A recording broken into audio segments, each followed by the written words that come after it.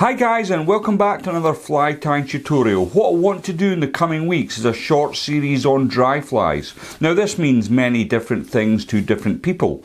There's emerging patterns, there's duns, there's spent, and there's also terrestrials that can be put in the dry fly class if you like. But I'm going to start with emergers. So without further ado, let's get into it. The hook in the vise then is a Hanak H330 barbless hook. This one's at size 10, it's on a medium wire and it's finished in bronze. Now, hook selection is very important for dry fly. If you're going to be using them on large still waters with 6 to 8 weight rods, I would suggest you use something of this ilk, a medium wired hook that's going to be strong enough to take the strike when you hit into the fish. Now for the river stuff, I do quite a lot of river fishing as well. I use much finer wired hooks because I'm only using 3 weights to up to 5 weights on the river. I wouldn't use much heavier than that, so I can afford to go much lighter on my hook gauge.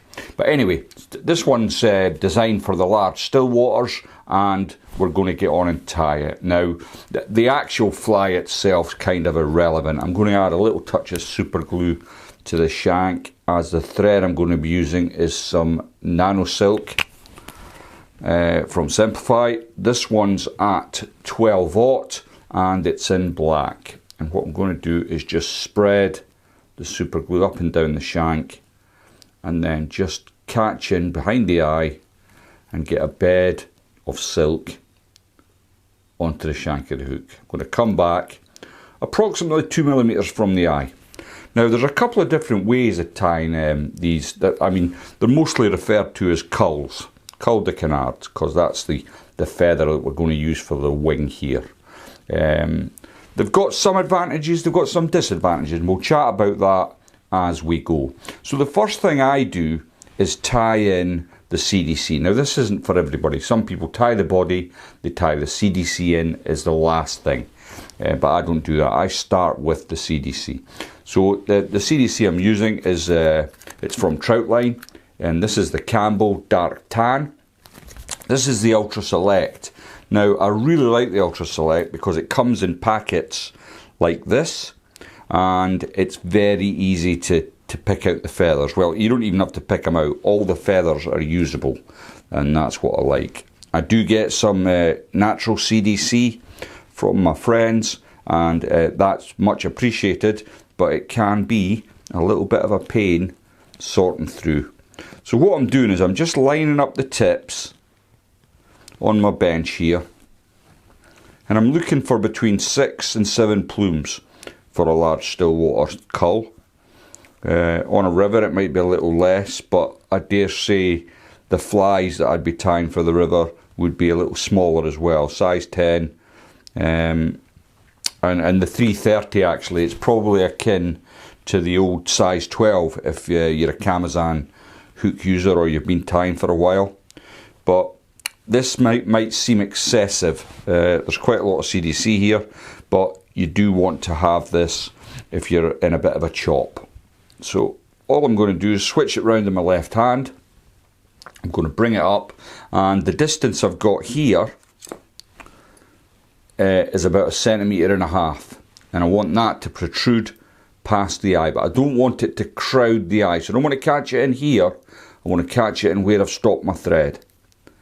About 1.5 centimeters, pinch and loop over, just 2 or 3 turns, loosely get it in, make sure it's sitting on top of the shank, and then what I'm going to do is tighten that up. Once I'm content it's sitting in the right place, I'm going to lift the front end. I'm going to get 2 or 3 turns in front, and then I can come back onto my thorax area. Now I don't want to cut away, you don't want to straight cut this, you want to get a taper in it, and that's going to help you. It's not going to alleviate the problem of the body being not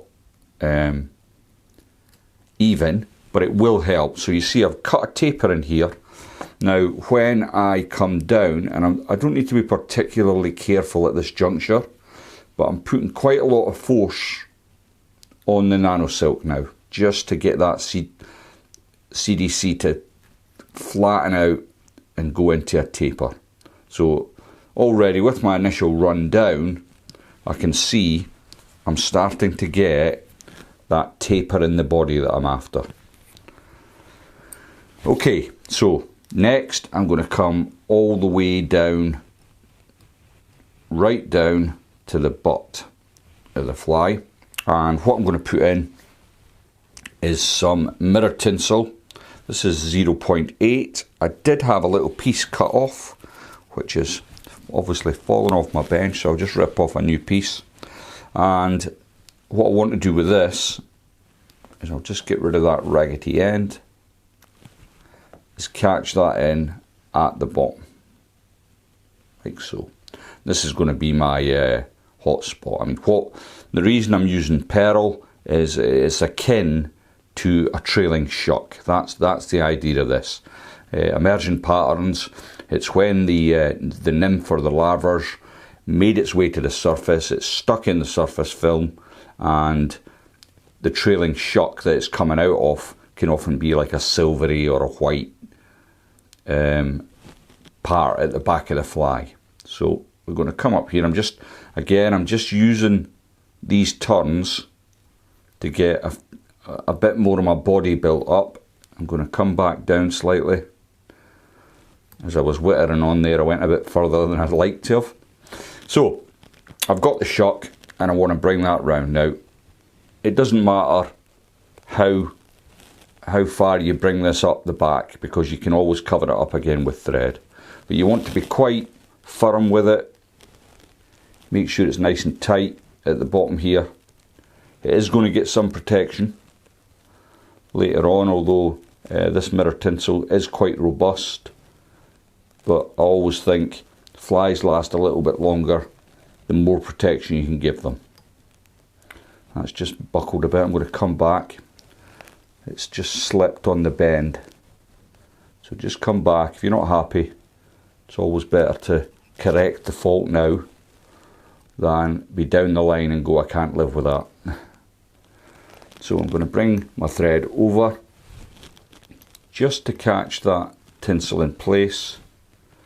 And once I've got a couple of turns in there, I can again come up with a few turns.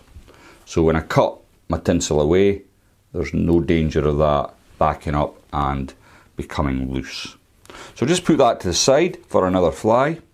Now the next thing I want to do is my rib, and I'm just using some black flexi floss. I've got, it's not very good quality, I might add, so I've had this for many years. It's maybe time to go in the bucket, because what happens when you've got poor quality stuff, you end up getting quite a bit of this, and I don't want that. So I'm going to trim away over my waste basket. Now you'll notice there is a small dent where my CDC comes off onto the actual shank, and that's where I want to catch in my rib. Just do it carefully. Now once you've got that secured, you can then put quite a bit of pressure on it, and you can start using that as a guide for your thread, just like you would with your pig's tail when you're initially laying down your bed of silk. And I'm going to come all the way down to approximately 3 to 4 millimeters where my pearly butt is. Once I'm down, I can come all the way back up. Just try and catch any bits you've missed on the body. Get rid of any bits of brown or bronze or whatever.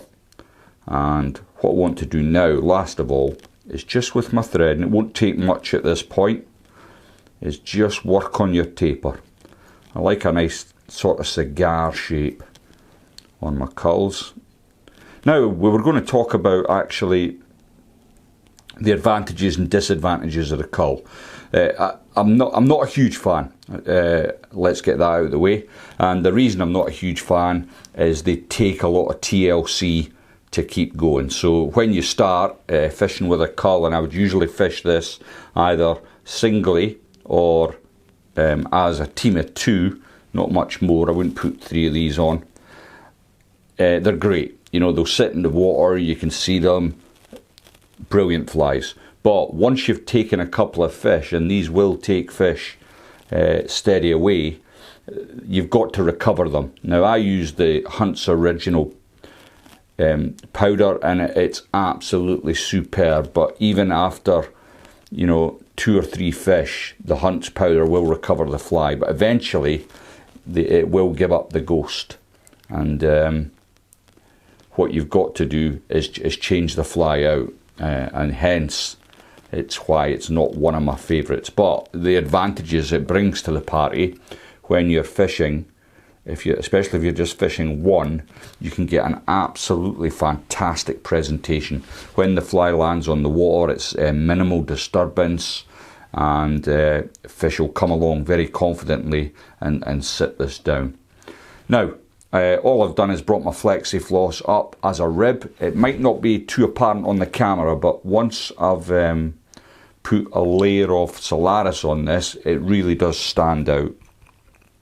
Now, I don't want a big, huge, shiny fly. All the Solaris is for at this stage is just to help preserve the fly. As I say, once fish start taking this, there's a very good chance that it will start to fall apart if you haven't done this stage.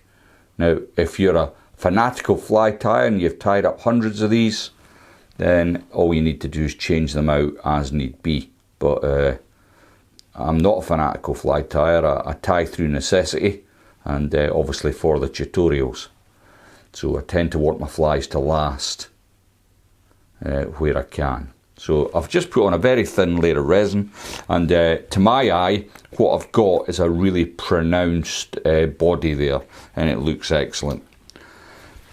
So I'll come in with my pen and just cure that off.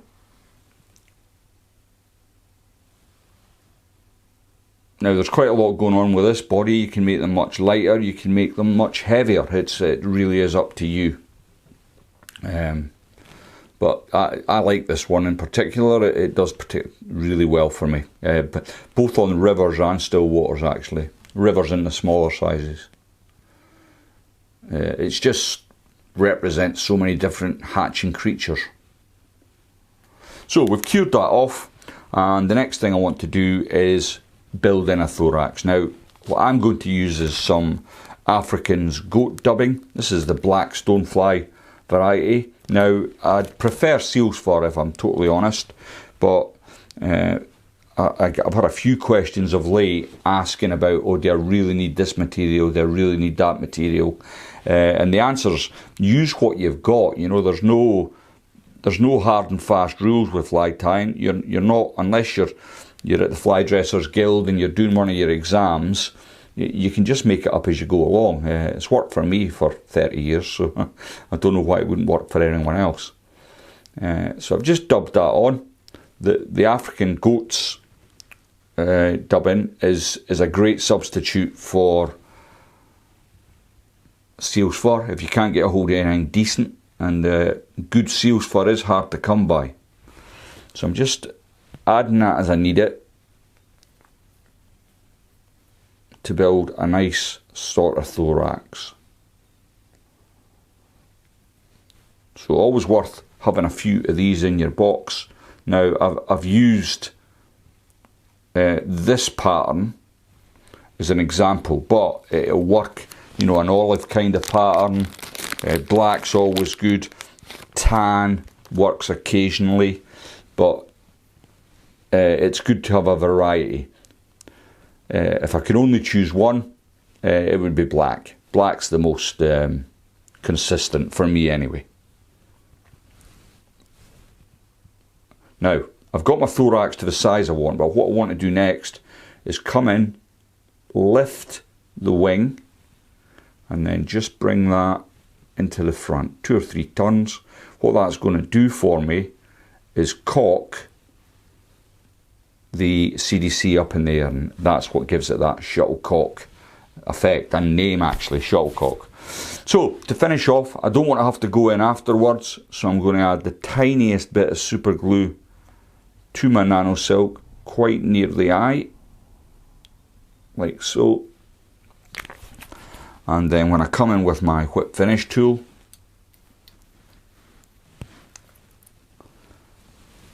make sure you pull your wing back out the way. You don't want to be getting any super glue on your CDC. That will ruin the fly, unfortunately. And then once you've come in, you can finish off and trim it away. I hope that was of some use. I think I've maybe tried to get across a lot more information than's possible in this short video, and I'll try and elaborate that information in the next one. Thanks for watching, and I'll see you all next time.